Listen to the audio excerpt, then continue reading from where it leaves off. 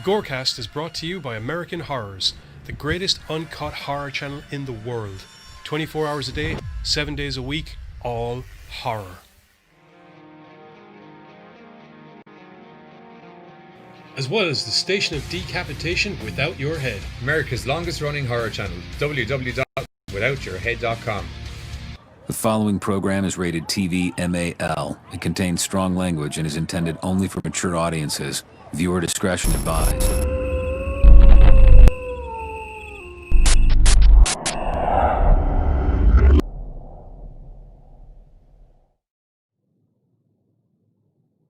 What's up, everybody, and welcome to a new episode of the GoreCast Unplugged. Remakes versus original, or original versus remake. Whatever order, it all is the same thing.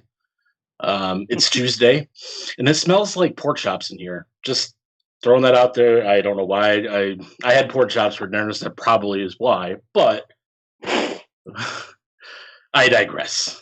Carter and I are here. Carter and I are here to try to bring you guys some entertainment and distract you guys from whatever madness is going on in your end of the world, because everywhere you turn, there's just madness, and it just never seems to end, and soon enough, aliens will be coming from the sky and will be abducted, and that'll be about it. So, alrighty then. All right. Welcome to it. I don't know. I'm just trying to be entertaining. You are. Yeah, thank you. But till the aliens get here, what news do you got for us tonight? We have some news stories for everybody tonight, as we usually do. The first news bit that I have for you involves Kevin Smith. Yay! Yay!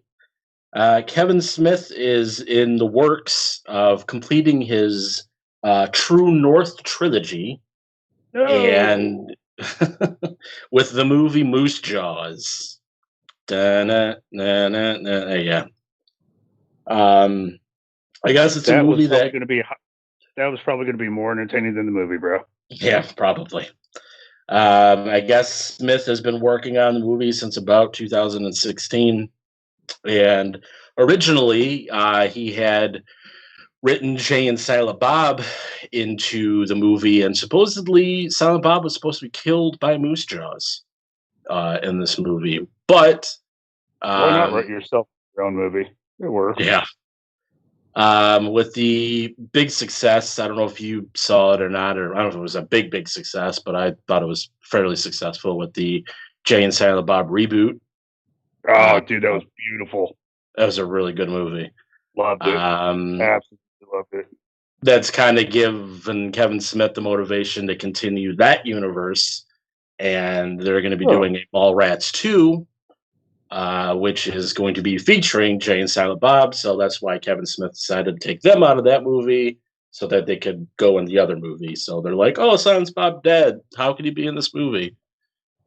You know, dude, like, I had heard about Mallrats 2 for a long time now. Oh, yeah. I was kind of like, oh, you know, it's everybody's getting so long in the tooth, but after seeing Reboot, yeah, I actually think he can make something that would be, like, really fucking cool.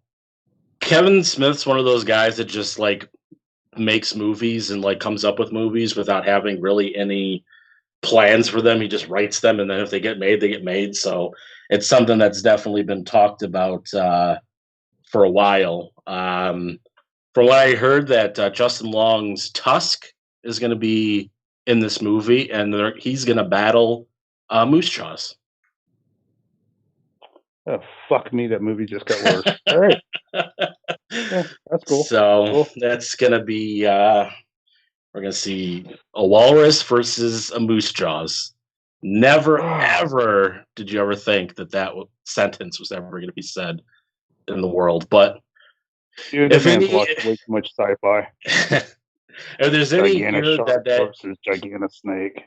If there's any year that what's going to be mentioned, it's the year 2020, because I've given up on this year already, and that's only June. So, but yeah, really, I mean, like I said, with the way Kevin Smith movies have been going, who knows when this is going to be coming out? It's probably hasn't even been funded yet. He's just writing it, and we might not even see the release of it, or if we do, it might not be years down the line. So, but thought that was a little bit of interesting information. That reboot money, he might be able to make it quick. He could. So, but if he's wanting to maybe do Mallrats 2 ahead of it, then that might get the back burner. So, next little bit of news, we have a new Christmas-themed Creatures movie coming out. What's that?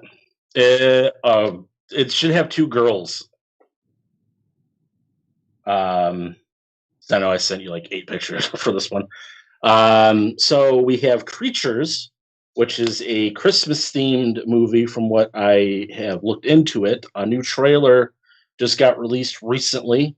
And it says, a group of astronomy students get more than they bargained for after finding an injured alien who is being targeted by a group of bloodthirsty alien creatures.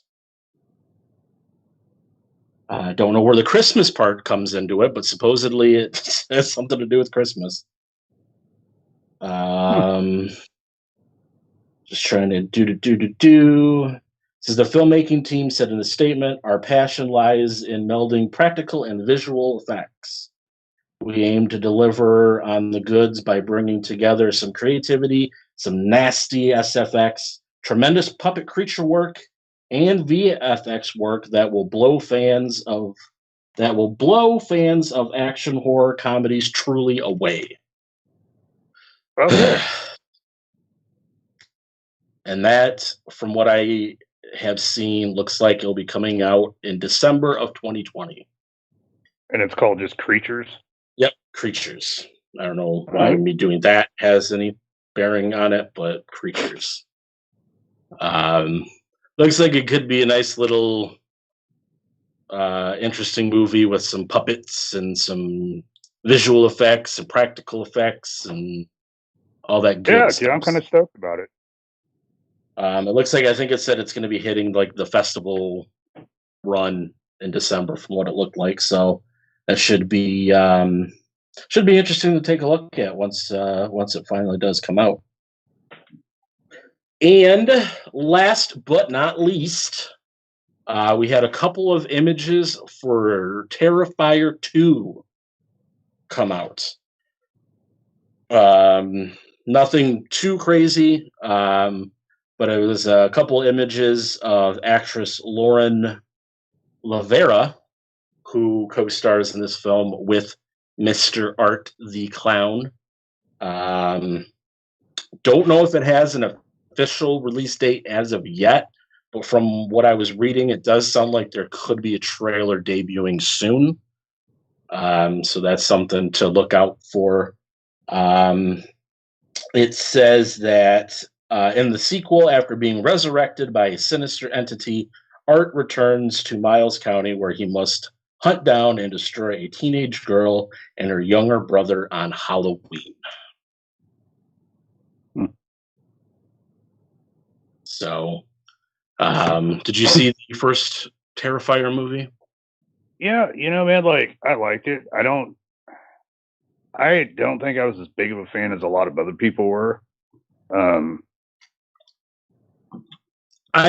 Surprisingly, I actually watched something. So this is I saw it. I saw this, guys. I seen it with my 4 eyes actually. I enjoyed it for what it was. I think that's what it was. Like, I didn't really find anything like major special about it, but I did dig it for what it was. All I know is the guy who plays the clown, Art the Clown. He follows me on Twitter, so that's kind of cool. I thought that was nice, kind of neat, a neato thing. Even though I don't know if he's on Twitter anymore, because I think like a year or 2 ago, his like account got like suspended for saying something. I don't remember what it was, but so I guess that's relevant now because somebody who doesn't exist on Twitter follows me. But whatever. Yeah, I enjoyed it, but like I said, I don't think it was like everybody seemed like not everybody, but most people you talk to like swore by like, oh my god, this is like one of the best that came out recently. Right, exactly. And it's like, And it's good, but yeah, it had some cool kills. Same thing with like when Hush first came out, got a lot of buzz. Okay, I will stand by Hush. That's a badass movie. Good. I'm not saying I'm just saying it's one of those movies that got a lot of buzz, like Hush. Oh yeah. But I don't think it built up to the expectations that Hush did. When I watched Hush, I was like, "Damn, this is a damn good movie." When I watched Terrifier, I was like, it was a nice throwback to 80s horror, but nothing to go crazy about. So, but that should do it. If you don't have anything else you want to do, we can slide right into the to the meat of the episode. Pet Semetary. But hey, Katie did a shout out to both of us. So hey, Katie. Hello. I can't see you're still chugging Pringles and watching us. Oh yeah, I had some Pringles yesterday. They were good. Sour cream and onion, very delicious flavor. Okay, now everybody's got with me. Damn. This is the first time ever I've got the book. Pet Semetary. Yes. Oh, the book. The book.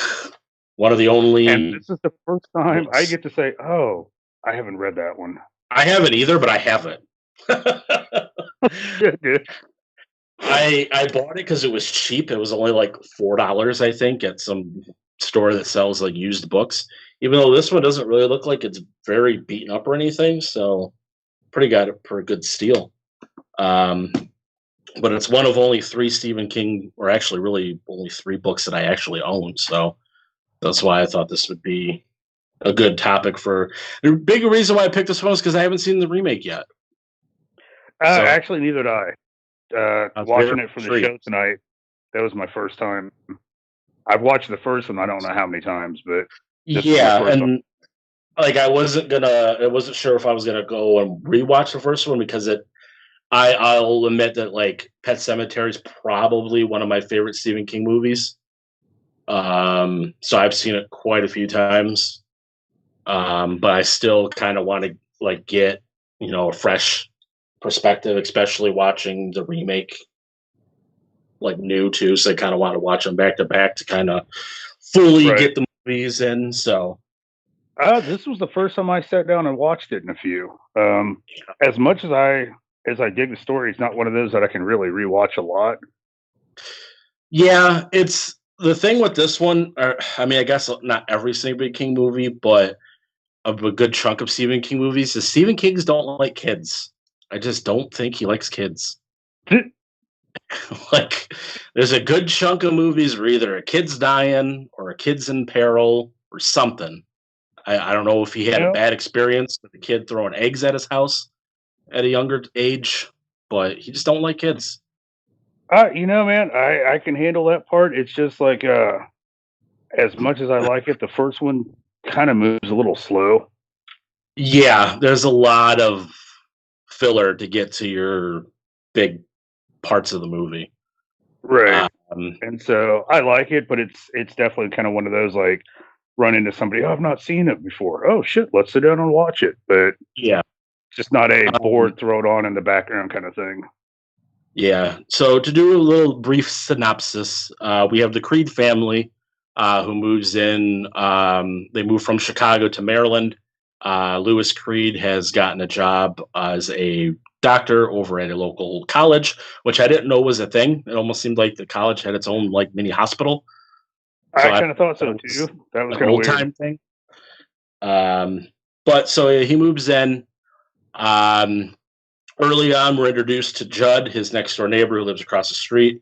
We're introduced to him because of the negligence of the parents, because they're not paying attention to their toddler. They both go over to the daughter who falls off the swing, and they're like, "Oh, we're just going to completely ignore the 2-year-old," because they do it multiple times in the movie. Okay, yeah, but the first time it was "Hey, we think the other one's hurt." Well, yeah, but I mean, she fell from a swing. I don't think she's dead yet. No. And they didn't know about the 90 miles an hour truck at their place. So Judd saves little Gage, from being oh god, I was almost gonna say something, but from dying. There you go. That's what I was gonna say. But while after he saves him, he kind of tells him about the little trail that they have in the back. They ask him about it. He's like, "Oh, I'll tell you guys about that another time." On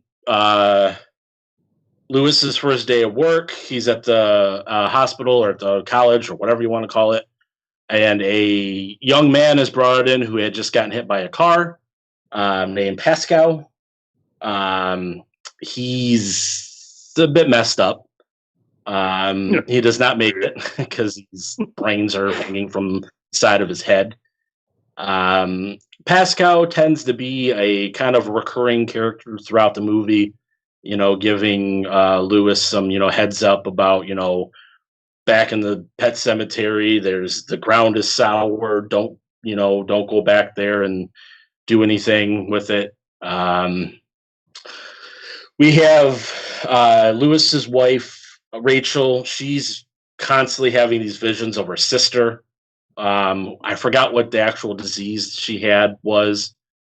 So did I, but it something to do with twist her spine. Yeah, twists her spine up and everything. She's pretty much bedridden. She's been tasked by the family to constantly, bring her food all the time. She was only like 8 years old. I was going to say, if you're going to knock parents, dude, it's her parents. Yeah, this movie is just a bunch of how to be a parent. Like, watch this movie. If you don't do what these people do, you should be a pretty successful parent. So, and we'll get into another smallest child in the house. Take care of the. She had the sister meningitis. Yeah, she had spinal meningitis. So I knew it had something to do with the spine being twisted and stuff. So yeah, she's having the visions of that. Her sister died when she was young. We move on along, and the family has a pet cat named Church. Church unfortunately meets one of the semi trucks and is flattened and killed. I believe Ellie, the daughter, Gage, and Rachel are visiting Rachel's family for Thanksgiving when this happens. So Judd and Lewis go bury the cat in the pet cemetery. Judd tells Lewis that he has to be the one to do it. Kind of doesn't know why, but he does it anyway. Next day, here comes Church. Church is back. Lewis is kind of like, dude, when he's sitting there burying it, he keeps asking the old man, like, I'm just burying the cat, right? Yeah. Nothing else, right? Like, if you feel like you have to answer or ask that many questions, you're doing something fucking wrong, dude. Judd is played by Fred Wine, who plays Herman Munster in The Munsters. Fuck, right. Fun fact, if you didn't know that. So the cat's back, and Lewis is kind of like, son of a bitch, what happened here? And then, Judd kind of tells him about that the soil back beyond the Pet Semetary, it does something to the dead, brings them back to life. We move along, the family with Judd's kind of having like a little picnic. They're flying a kite. Gage is flying it. It kind of goes out of his hands because it's kind of windy. Yet again, neglectful parents. Gage kind of follows the kite as everybody else is more important about the plates being blown around, I guess. This time, Lewis doesn't make it in time, and Gage unfortunately gets run over by the semi-truck. They have the funeral. Another thing not to do, Rachel's dad ends up punching Lewis in the face at the funeral, kind of like stricken with grief. It's like, you should have been there. And casket gets definitely not how a funeral should go. Yeah. So day or so later happens. Rachel and Ellie end up going back to Chicago to stay with the parents, just to kind of compress everything that's happened and all that stuff. And Lewis stays back because he has to handle a few things. He's going to head out there in a couple of days. Occasionally, or eventually at one point, Lewis asks Judd about if a person can be buried. And Judd kind of is like, first he says no, But then he's like, well, yeah, it can happen. He tells him a story about how somebody did do it with their son, and he came back, and what did come back wasn't his son; it was somebody else or something else. So Judd's kind of like, don't get that thought in your head. But unfortunately, he does. So Lewis goes, digs up Gage, buries him back in the Pet Semetary or beyond the Pet Semetary, and Gage does return. First, he stops at Judd's house and does a very great tendon slice with the little doctor scalpel. Dude, Which is special effects in this one were really good. Yeah. Then Judd kind of falls and he's kind of like backing up, and then Gage comes right up and slits his mouth like from like wide here, and then I think he goes and bites him in the throat and becomes a little bit of a zombie. Just a smidgen. Yeah, right in the throat. And bye-bye, Judd. Judd's gone. While this is happening, Rachel or Ellie kind of gets visions and dreams. Pascal is trying to reach Ellie to tell her, your dad's trying to do something that he shouldn't be doing. Ellie tells her mom, Rachel, and Rachel kind of, she kept saying like Pascal or saying the name slightly wrong. And then she kind of like Pascal, and it kind of clicks that that's the person that Lewis tried to save in the beginning. And just it kind of clicks that, something's going on. So she ends up driving back to Maine to find out what's going on with Lewis. By the time she gets there, Judd has already been killed. She hears some voices coming from Judd's house. She goes to Judd's house, and there's Gage there. He ends up killing Rachel. Lewis wakes up the next morning, gets a phone call from Gage, which was the creepiest thing ever, where he's like, come play with me, Daddy. First I played with Judd, then I played with Mommy, and now I want to play with you. Oh, just the shivers down your spine. Yeah. The movie was good about doing the whole creep factor with the kid. Oh, yeah. The way they made the way they made him sound, it was definitely creepy which was played by a young Miko Hughes, who ends up being in things in the future. I can't remember everything he's been in, but this is one of his early films. So then Lewis goes over after he hears that. He kind of is like, something must be going on. He fills a syringe with something, but I don't remember what it was. To pretty much put down Gage if he's not Gage anymore. First he finds Church in the front yard.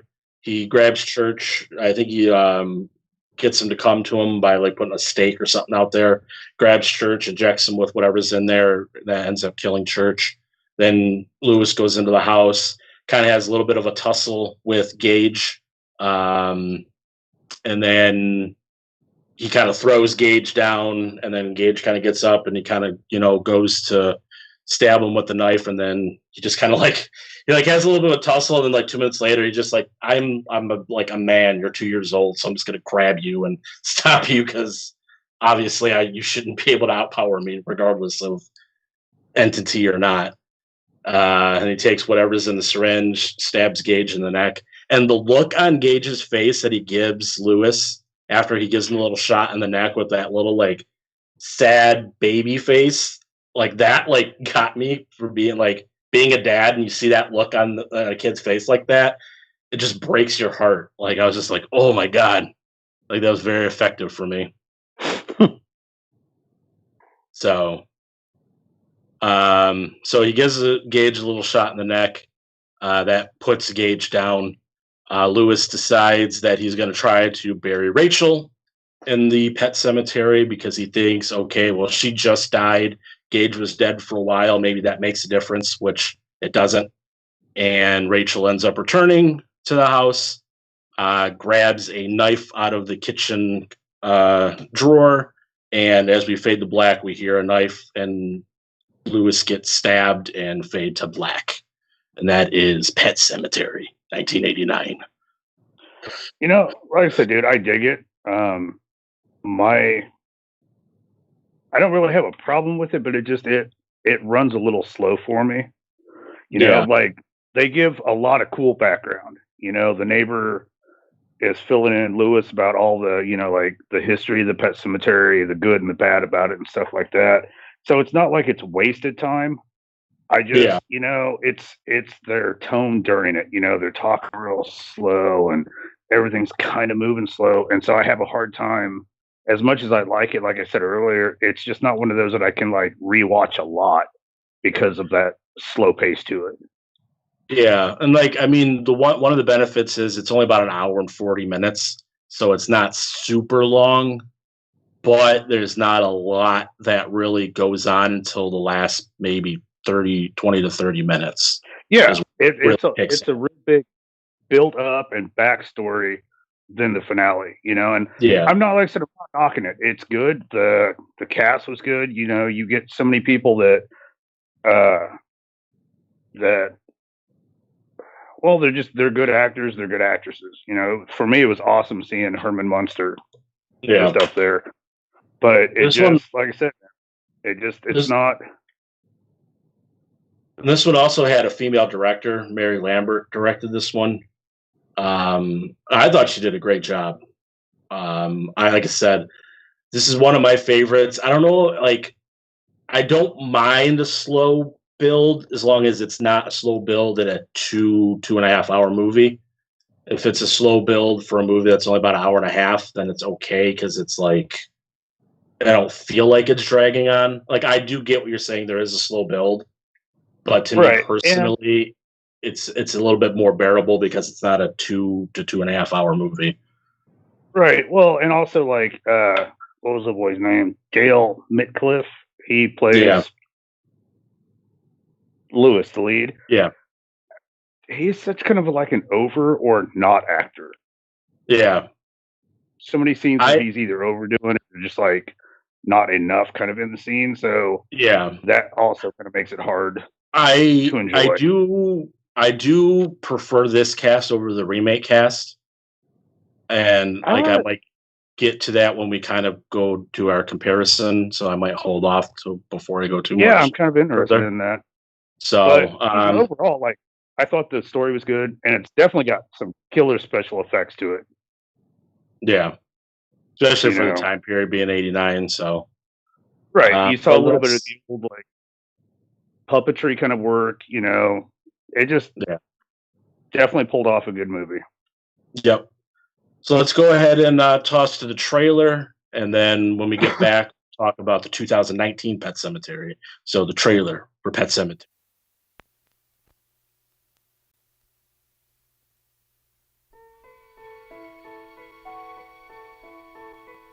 At the edge of the woods, behind the Creed's new house, is the old animal graveyard, the place where devoted pets are laid to rest.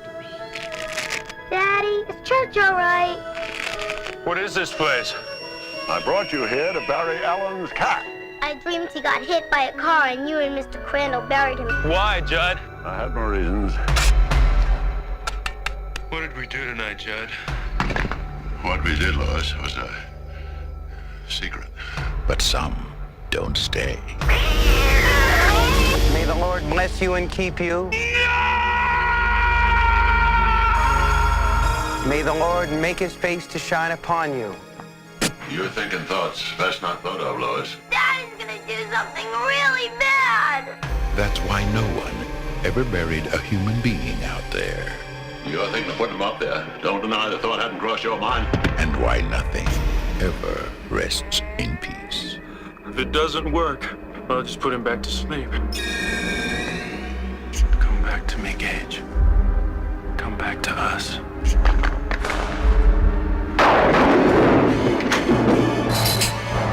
Paramount Pictures presents Stephen King's all-time best-selling tale of horror. Gage? First I play with Dad. Mommy came and I play with Mommy. We had an awful good time. What did you do?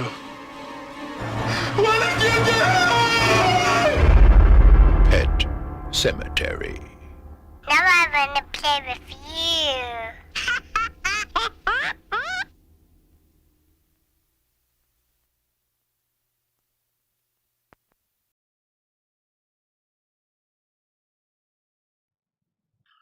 We're back.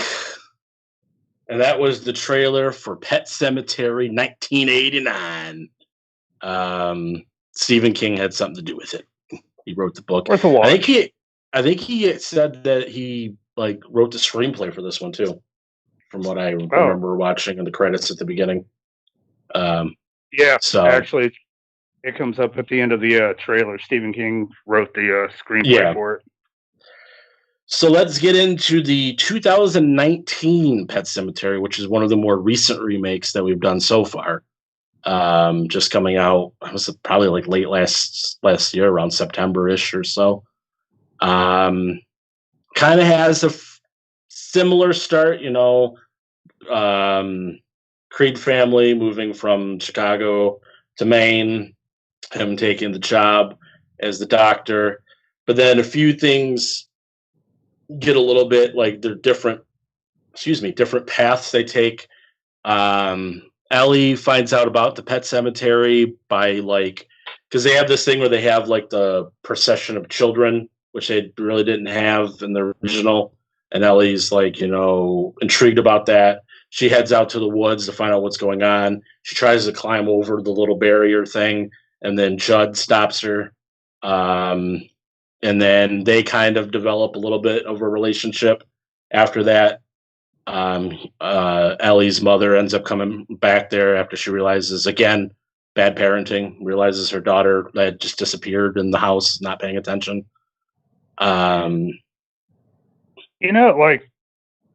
This one pretty much plays out like the first one, but I dug their key changes.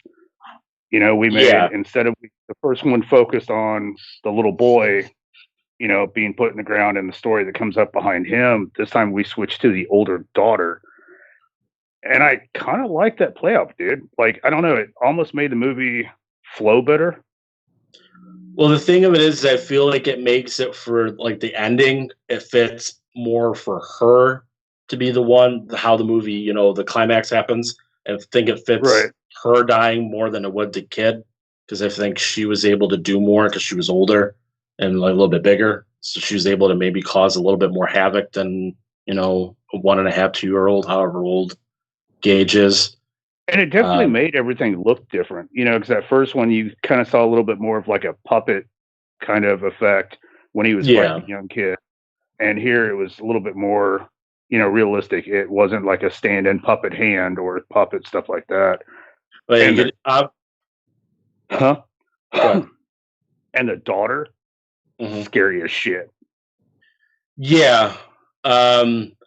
Like we said, kind of the same things kind of lead up to here with, the cat dying, da-da-da-da-da. A little bit of a difference is they shun Lewis goes and tries to just get rid of the cat as opposed to just letting him, live or hang around like he does in the original because that cat attacks Gage, I guess, in the middle of the night one night. Allie's upset because she thinks she did it because she told Lewis not to let the cat in her room anymore because she scratched him or he scratched her one night, so she feels like it was her fault why the cat disappeared. So she goes and her dad tries to go and throw this big birthday party to get her mind off of it. Then they see the cat coming down the road. Allie goes to the road to meet the cat, and then one of the big semi trucks comes, stops, kind of wrecks out, and the big thing that's attached to it flies off the truck, slides down the road, hits the girl, and kills her, as opposed to killing Gage like in the original. I liked it better because, like I said, it fit this movie better. The original, I think it's Gage dying fit that movie better. It's like both deaths fit their movie, I think. Right. Well, and this one definitely was darker. Yeah. Like you said, you had the masked kids and their procession taking the pet to the cemetery. Everything was just focused differently. It still told the same story, but they kind of did a different angle from it. And that little bit off made a Yeah. Gage and Rachel end up going to Chicago after Ellie's death because Rachel says she just can't be in the house anymore. So while that happens, Lewis gets the idea to bury Ellie in the Pet Cemetery, so she comes back like Church did, which happens.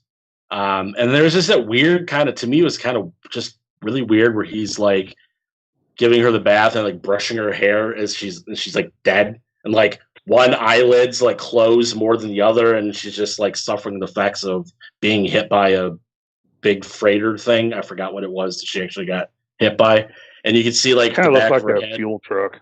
Yeah, the fuel tank. That's what it was. The back of her head has like staples or stitches in the back because obviously her brains must have splattered all over the place.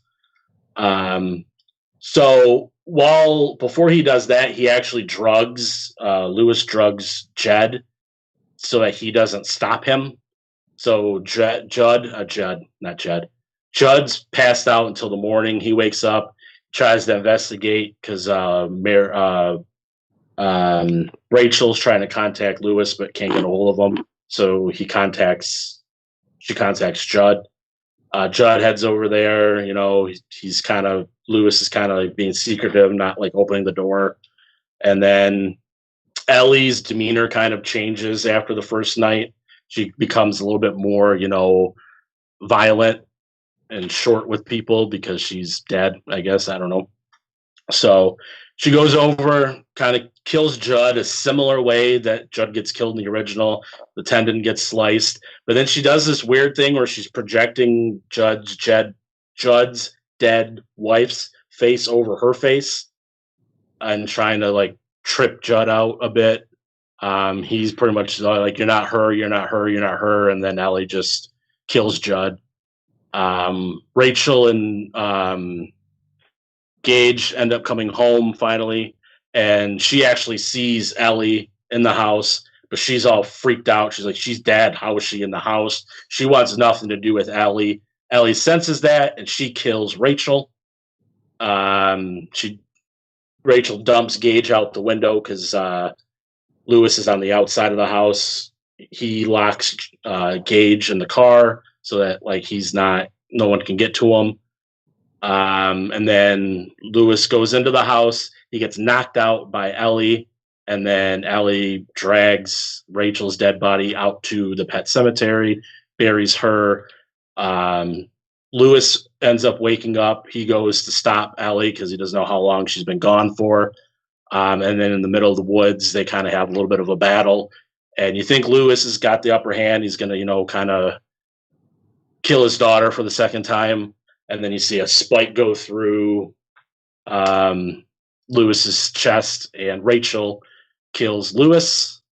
And then they bury Lewis, and the three of them, the dead Creed family, all come from the woods, and they go up to the car where Gage is locked in for safety.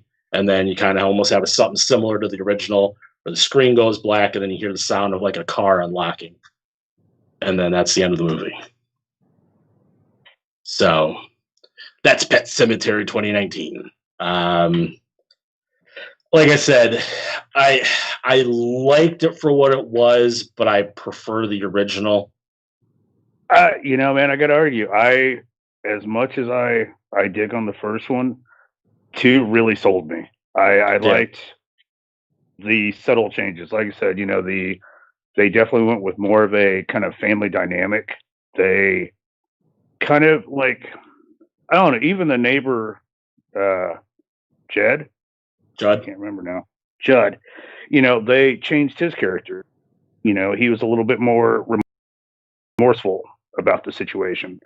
Whereas in the first one, he was remorseful, but it was more of like a, hey, so I feel bad for your kid. Let's go do this. And the second was like, yeah, I mean, like you could do this, but like they just changed a little bit of the dynamic in characters. The ghost Victor was not as big of a part in this one. Yeah, Pascal was not. And I kind of liked really that.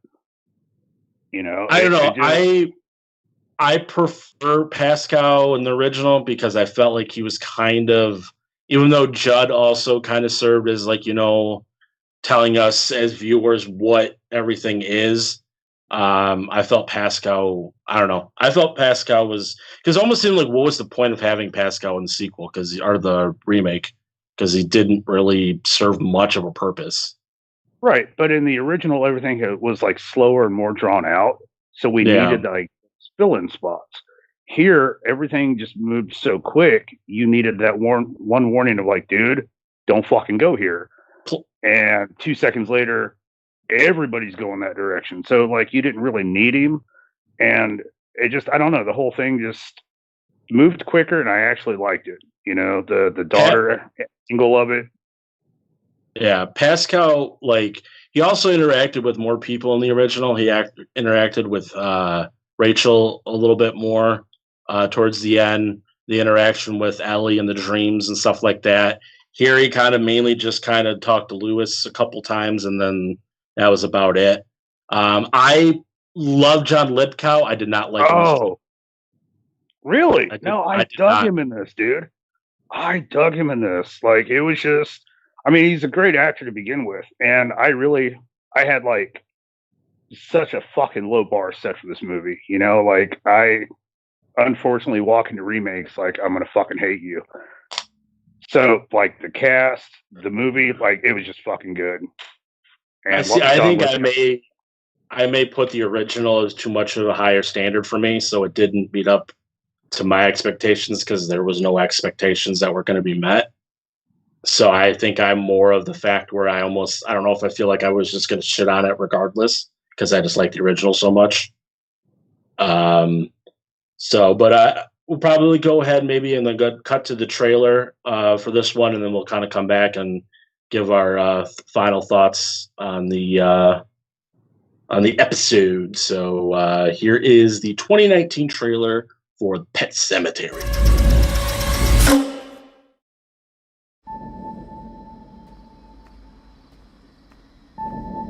In the woods today, LA discovered a charming little landmark. The Pet Semetary. Place to bury our pets and remember them. Might seem scary, but it's not. Perfectly natural. Just like dying is natural. The whole town's been using this place for generations. Folks make a kind of ritual out of it.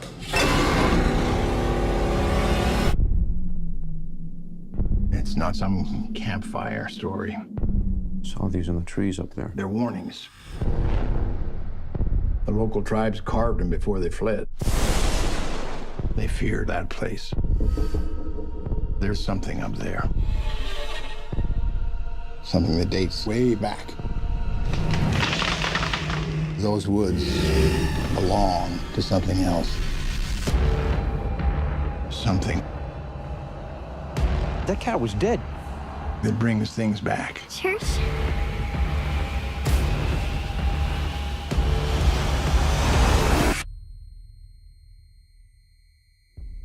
I know what you're thinking of doing. But they don't come back the same. Daddy. What's going on?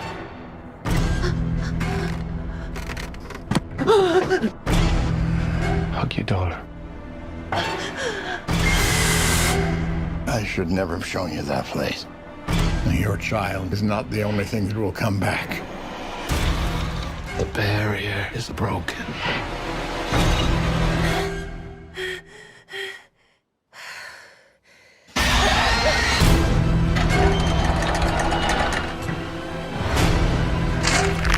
We have a second chance. Sometimes dead is better.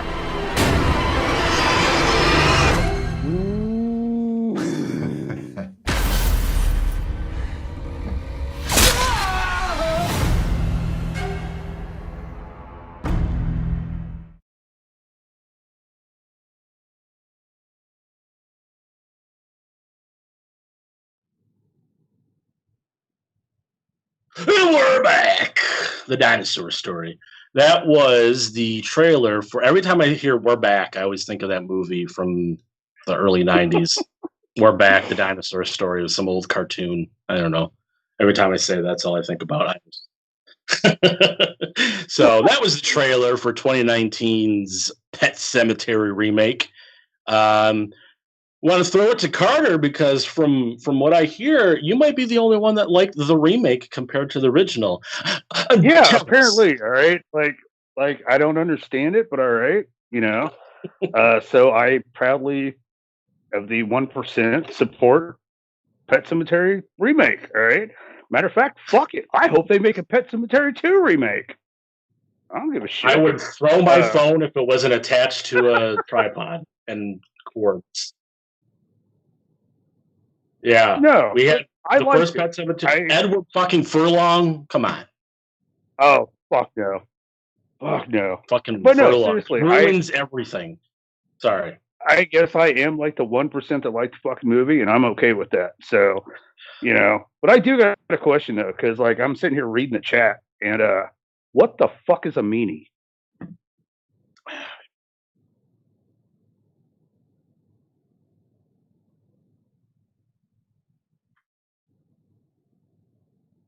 Well, that sucks. All right. So Johnny's going to bring us the image of the so-called meanies that you guys are chatting about because I can't see shit. So because apparently Giz is enjoying them right now. So that makes sense. Why I don't know, but that makes sense.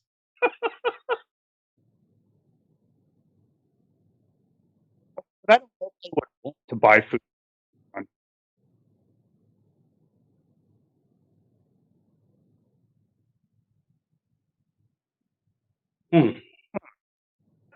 I guess Giz likes him some weird shit.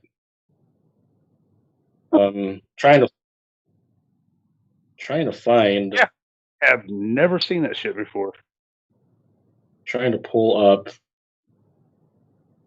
the chat here in the episode so I can see what everybody's talking about.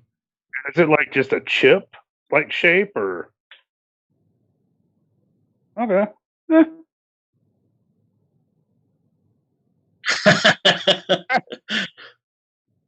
So we're having a conversation with somebody nobody can hear. So that's fucking. Right, so I like that. Shaped.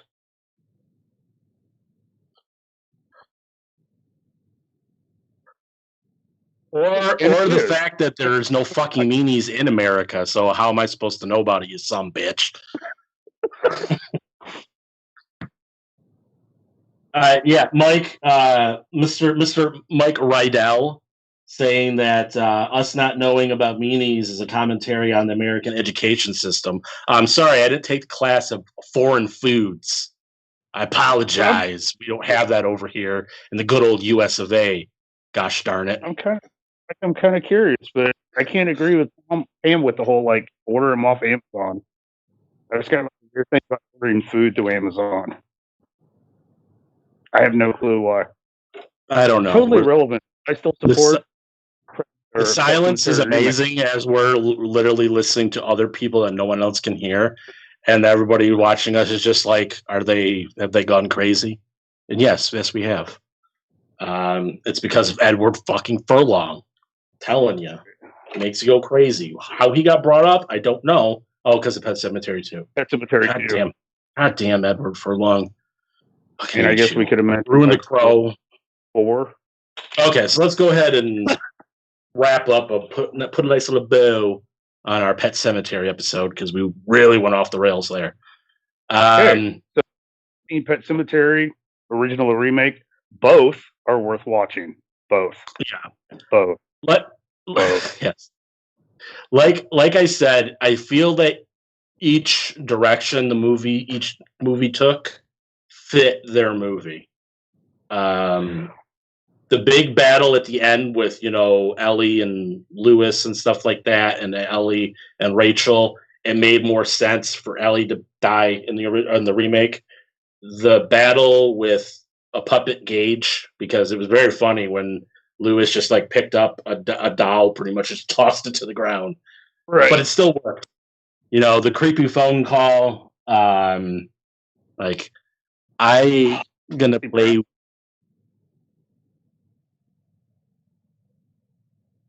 Oh, okay. Oh, we totally called Mike out on the wrong shit. Sorry about that. I'll just use that for the next time. But I am gonna say, fuck right, Clancy Brown, badass. What? Clancy Brown from a sequel. Oh, I don't know who that is. Who did she? I don't understand you, bro. We do a show about you. You're like, I don't understand you sometimes either. I ain't seen it. I've eaten that, but I haven't seen it. Like, I don't understand. I've eaten it. Wait, what? How did I eat something I'm confused. Like, we watch a movie, you can bring up food somehow. No, wait, who did you say, though? Clancy Brown. Who did she play? He. Who did he play? The dad. Okay. I don't know actors' names. I'm sorry. I'm not IMDb over here. I just watched the movie. Oh, okay, neither am I, but like some motherfuckers are just badass and like their name just sticks. I mean, like, all I know is it's Louis Creed. There's nobody else besides Louis Creed. Whoever plays him. Okay, did you ever watch I don't know, Highlander? Wait, before you ask that, do you really have to ask that? I'm kind of curious because it's fucking Highlander. No, I haven't. Jesus. Now you're really making America look bad, bro. America's making it look bad right now, so I don't really wait with, but fucking Highlander. I know of Highlander. I could probably tell you facts about Highlander, but I've never seen the damn thing. I guess that's my thing. Oh fuck, man. All right, yeah, Clint. I'm a cool guy. Johnny's typing something, so something's gonna pop up. Oh fuck me, dude. So Pet Semetary. I like the original. The remake was what it was. I enjoyed it, but I don't like it over the. I like the original. I like the remake a lot fucking better. Ooh. And it would have rocked. Nancy Brown was in it, so then you would have known who it was. Nancy Brown, so I thought it was a female, so I didn't know. Maybe if your men actors had actual men names, I wouldn't be able to. No. Don't be knocking the Brown, dude. He's fucking cool. I think this might be one of the first times that you and I have differed on our opinions. Yeah, no, we usually don't close, but like I said, Pet Semetary, totally about the fucking remake on this one. No. I'm definitely totally about the OG. Just because I don't know, I like Herman Munster. If you actually would have been Herman Munster in the movie, that would have been amazing. Oh man, I just know he's Herman Munster and Judd T. whatever the hell his name is in the movie. I'm looking at the wrong thing, so that's not going to help me. Hold on one second. I gotta see what Johnny's typing about me. Actually, it's not Johnny. It's just you. Oh, here we go. Oh, Johnny put something up.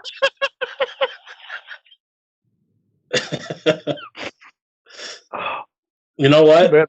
Highlander, then that'd be an excuse. I'm okay with it. I'm okay with it. I'm not the most knowledgeable about things, except the things I know, which makes no sense. But it fucking amazes me. I'm like, Highlander. Oh, was it this guy that they filmed over here? You know shit without even seeing shit. Like, I'm just blown away, dude. I'm the Rain Man of movie knowledge.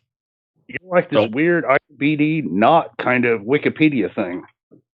I don't know. Like I told you guys before when I forgot, I think it was just recently, we were talking about watching something.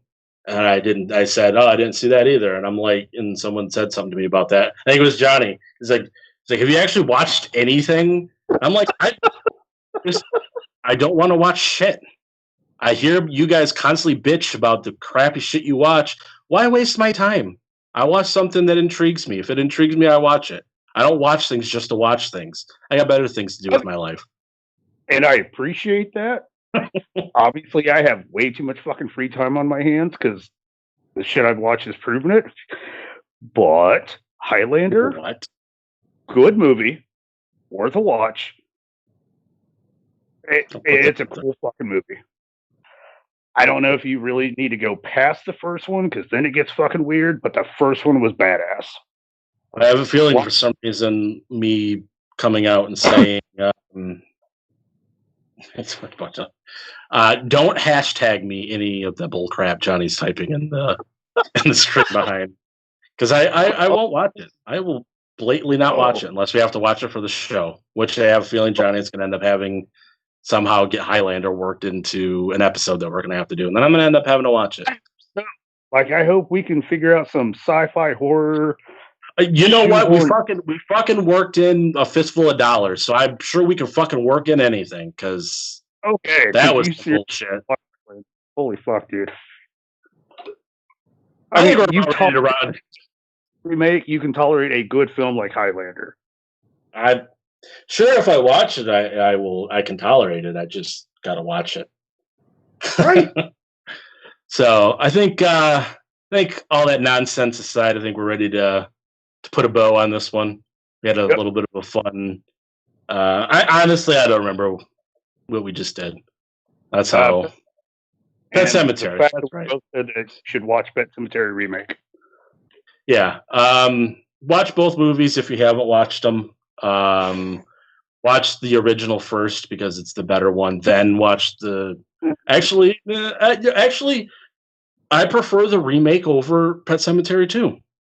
Which isn't really saying much. Oh, you tricky bastard. All right. Yeah. So, Thursday, which is in 2 days, I guess we're going to be doing an extra bonus episode of original versus remake featuring the whole GoreCast crew. I'm so stoked about this. Lots of opinions because we can't watch movies on our own. Johnny has to butt his head in and get us to watch Evil Dead as a group, which is fine. That's fine. To do Evil Dead for today, but Johnny wanted to do Dead but fucking for long.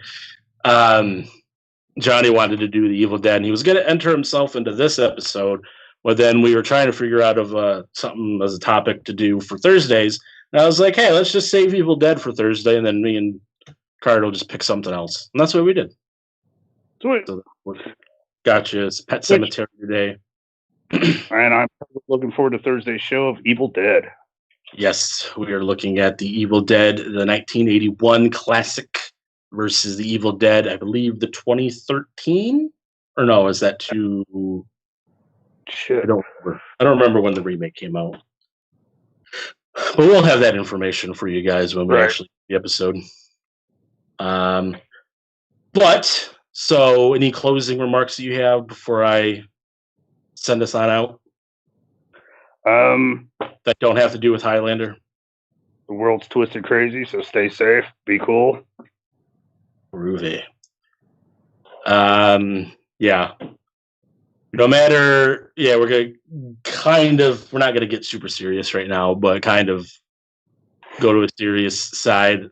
The world right now is a scary place, and everybody needs to do their best to stay safe because it's scary outside. Sometimes you just don't want to go outside. I'm reading the stuff that Johnny keeps putting on the thing. So I'm probably getting it late too by probably 10 or 5 or 10 seconds. So yeah, I'm gonna stop reading that. Yeah, we'll see you guys Thursday. Everybody stay safe and be good to each other. We'll see you Thursday. Bye-bye. Take care.